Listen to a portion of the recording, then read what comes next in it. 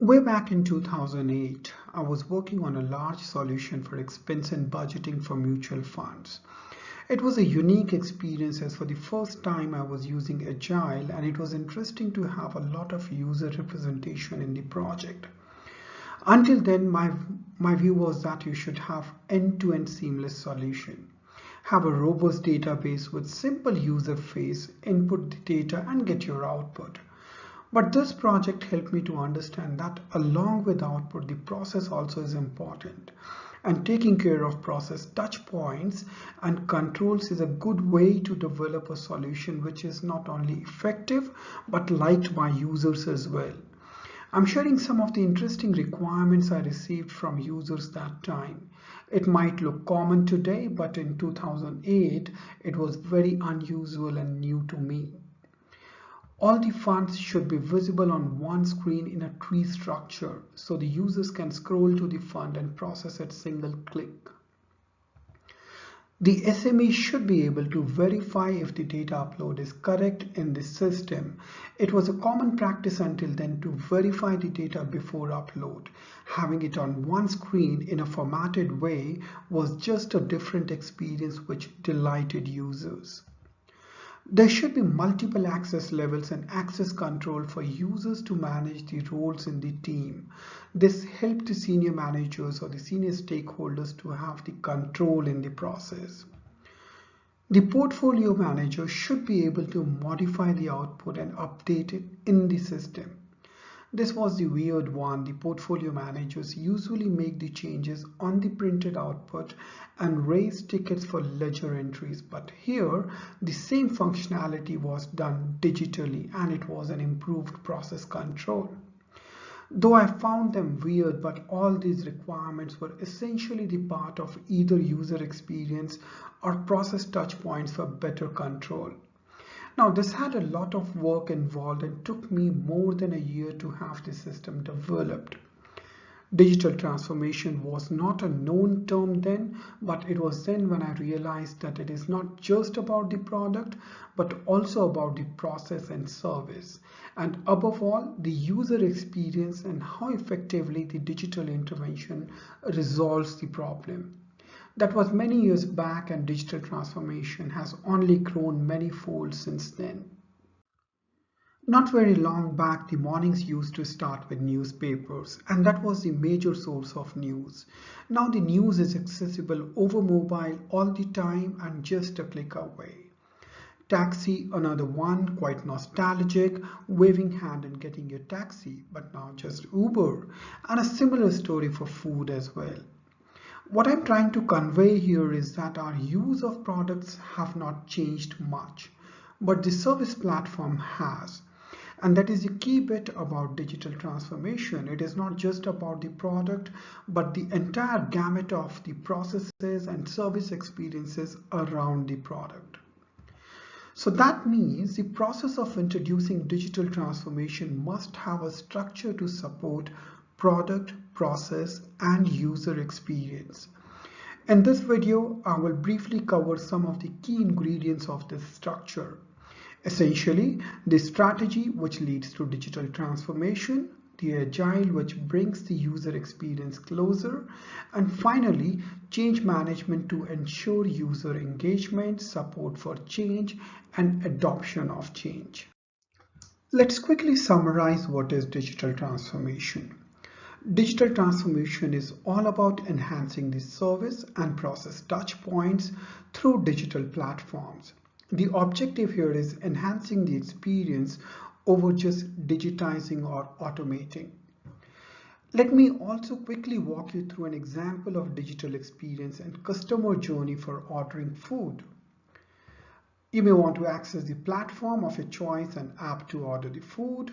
Select the food you like from catalog and add it to the cart. Pay for your order. The transformation here becomes collaboration with other parties. By the way, the digital payments in itself has been a great story. Let me take a pause here to add a key point. Digital transformation is not just digitizing, but can include automation, solution development, platform collaboration, or a layer of integration at service level. Another example of collaboration where we can leverage the technology from experts, map and location services are common and very useful from customer experience point of view to track the order. Finally, the delivery, and you may want to collect the feedback for quality improvements. So that is the complete digital experience, but that is just one side of possible digital transformation. There is a supplier side as well, which could be on digital platform. Now, that is the question we often come across. How much of digital transformation we need? Have a look at the value chain. The organizations vary in terms of size, and though it is very much possible, but you may not. I repeat, you may not want to have the digital transformation across value chain due to various reasons. A more logical answer here depends on the strategy, funding, feasibility, and above all, what brings value. Essentially, scale matters, but the impact matters more. I know very large organizations who have done digital transformation separately in the value chain, and somewhere they are linked or integrated as possible. Honestly, the service-oriented architecture with its enterprise buzz is very much close to digital transformation or can act as a backbone to it. Now let's plug all the ingredients together to see a model for digital transformation. Strategy, any transformation has to take the direction from the organization's strategy. Why to digitize procurement if you're planning to outsource it? Customers or users have to be in the center. Digital transformation is all about enhancing the service and process touch points through digital platforms. And that is where the execution calls for an agile approach. Close collaboration with users, regular feedback, and prototyping are the proven practices for successful development. The requirements and features are driven from user need and user perspective. That leads to prioritization of development in the right context, which leads to develop incrementally and iteratively to continuously develop, review, and increment. We only focus on a minimum viable product and keep adding from what is of high value to users or customers. And in the end, we have a new solution ready. Now, another key ingredient in this recipe is change management. The whole journey of digital transformation needs to be supported by change management.